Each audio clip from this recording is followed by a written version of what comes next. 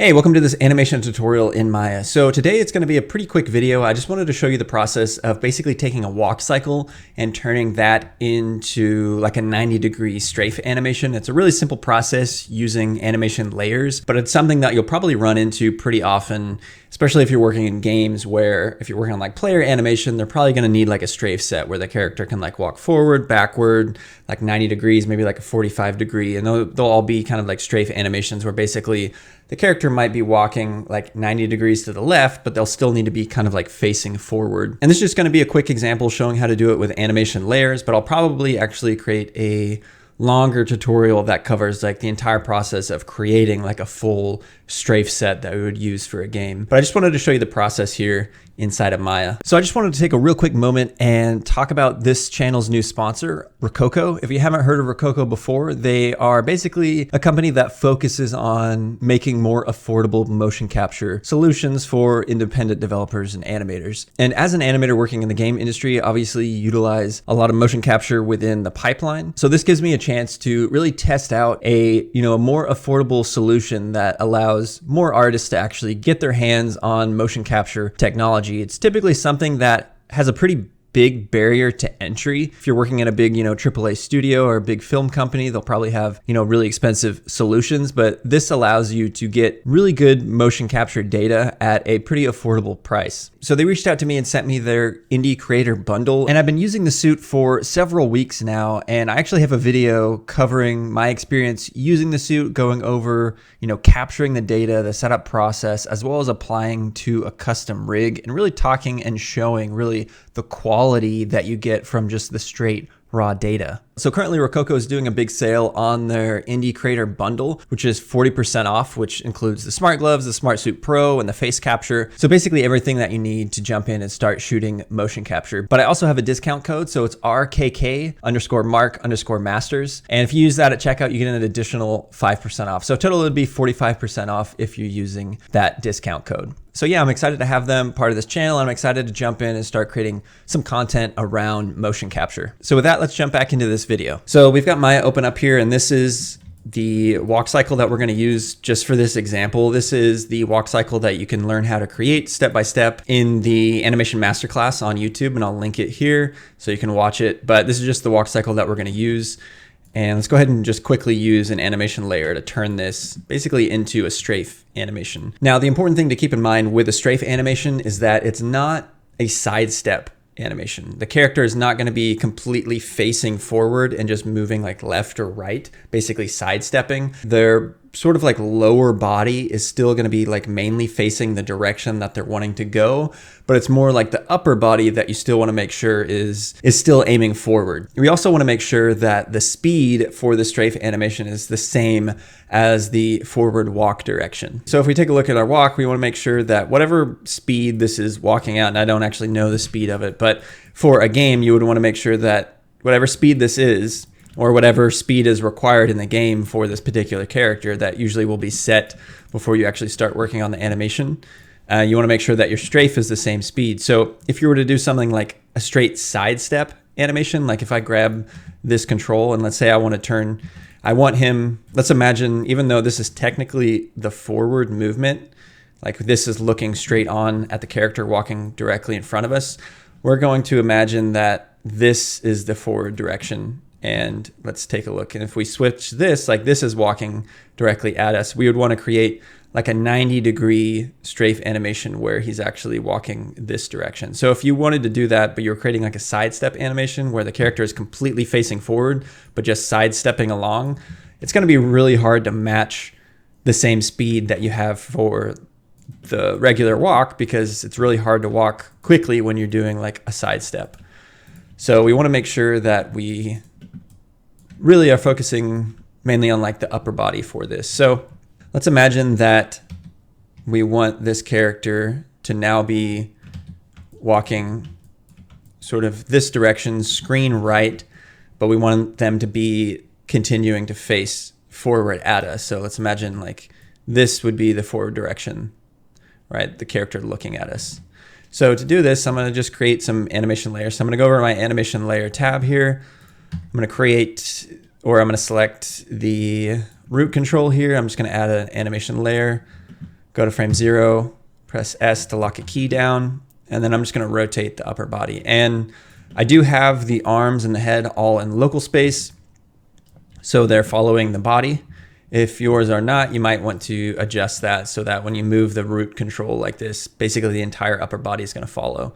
So I want to try something a bit like that with the upper body, and we can, if we wanted to, create another layer for like the chest upper control, but I'm probably going to do this mostly on like the root control here.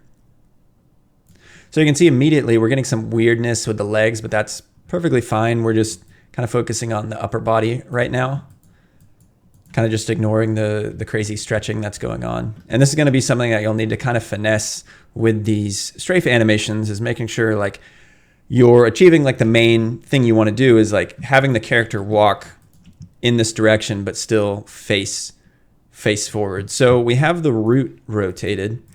And now what we can do is I'll shift select the neck control and the head control, and I'll throw that on an animation layer, press S to lock a keyframe down. If you want to, you can add names to these animation layers. I almost never do that because I usually add so many layers. But if you want to be more organized, you can name the first layer like root control, the second layer like neck and head. But usually I'm not too worried about naming my animation layers unless someone else is going to need to actually use my scene for whatever reason. Then I try to actually go back and name things, or make sure that I'm naming things if I know someone else will need to open up my scene as well. So on the second layer, we can use the neck and the head to do a lot of the work to actually get it facing forward. So now we've got the character aiming, looking directly forward, but they're moving to the left. But you can see we're still maintaining the regular cadence, the regular foot placement, the speed that we want, but now the character is sort of like in this strafe movement. So now what we can do is I'll pause this and I will jump to the right foot, and I'll add a new animation layer, press S on frame 0. And then even though the legs aren't going to be directly like facing forward like this, like again, if we were doing like a sidestep animation, but we still want to get a little bit of an angle on them because they're not going to be facing completely forward if a person is doing a strafe movement like this. So I'll just angle it a bit. And I also have the knee controls following the foot, so that makes it a little bit easier. On this left foot, I'll do the same thing. I'll add a new animation layer, drop a keyframe down just to get the feet kind of angled a bit.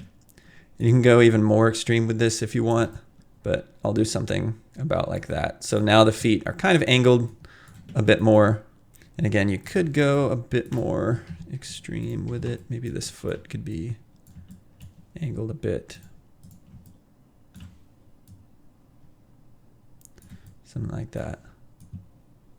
Cool. All right, so we've got kind of the foot movement, and then something I might do, with this movement now, with the upper body facing the right direction, I might bring this foot out just a bit. It's coming like a little bit close there. Maybe rotate it a bit more. Something like that. And then maybe the same with this one. This one might be okay, but I might bring it down just a tiny bit and then rotate it like that. And then the other thing we'll need to do to help fix some of the stretching that's going on, because again, the full body is rotated here, which is what's causing this stretching on the leg, because if we do this, then that hip is pushed over, and then now we actually straighten out that knee. So we no longer have that type of rotation on the full upper body. So what we need to do is sort of counter that with the hip control. So I'm going to add a new layer, press S on frame 0, probably go to frame 32 and press S to lock a keyframe down there. And then I'll jump to this midway position and try to fix up just some of that for this contact position with the right foot, and see if I can get rid of some of that straight stretching. Maybe bring the hip, angle it down just a bit more like that. So now we're starting to get rid of a little bit of that stretching. And then something else that we can do that would probably help here is on frame 15, I'm going to select the root control, go back to layer 1. I'm going to press S to lock a keyframe down on 15, and then on 32 as well. And then I'm just going to go to frame 15 and just bring the hip down just a little bit to fix that kind of hyper stretching that's going on. We're still getting it pretty bad right here. just that one frame on frame 16. And this could be something where, let me bring that down just a tiny bit, where on frame 16, I adjust the foot placement a little bit. I could also see what I could do with the hips. Maybe here I could bring the hip forward a bit. Don't want to cause a big jump there over one frame. So maybe I'll bring the hip down a little bit over on frame 15. That helps out a little bit. But again, this hip kind of needs to be right there. Let me see how bad it looks if I just adjust that over that one frame, something like that. So now we've got it close with the torso height and then the hip rotation on frame 16. But now what I'm going to do is, let's see, I could fudge this just a bit. I'm going to lock a keyframe down on 15, 17, because I want to keep those same keyframes where they're at. But then maybe here I might try to fudge this just a bit and bring the foot up like a tiny bit to remove that hyperextension that we were getting. We still get a straight leg, but not quite that big hyper extension where it feels like the leg kind of like snapped the other direction. So just something like that to kind of just fudge that just a little bit. There's also like stretch controls on the knee here. If we select the foot, we have all these stretch controls. If you wanted to, you could maybe stretch the knee out just a little bit there. But then you might get, sometimes it can look a little bit strange depending on how much stretching you're actually getting there. So a lot of the times I'll just kind of fudge it if I need to. And there we go. So we have a basic, very rough kind of strafe animation just from the walk cycle quickly that we know is going to be the same speed. And what you could do is maybe get that chest rotated a bit more facing forward and then maybe dial back the neck and the head to kind of make sure it's looking forward, something like that. You can kind of look at it from this back angle here. But this is a great method for creating, a strafe animation. And again, I'll be making a video that actually dives into creating like a full set for this, like a full strafe set. But this is kind of the method I would use because it's really helpful when you need to have the speed match between each different strafe direction. You can start from your walk cycle, you have your speed established, and then just through animation layers like this, you can adjust basically the position of some of the controls to get it to, behave a bit more like a strafe animation. So hopefully that was helpful. This was, again, just a really quick kind of video showing how to take a walk cycle, forward walk cycle, and turn that into like a 90-degree strafe direction, just simply using animation layers. So if you found this video helpful, please leave a like and don't forget to subscribe for future content.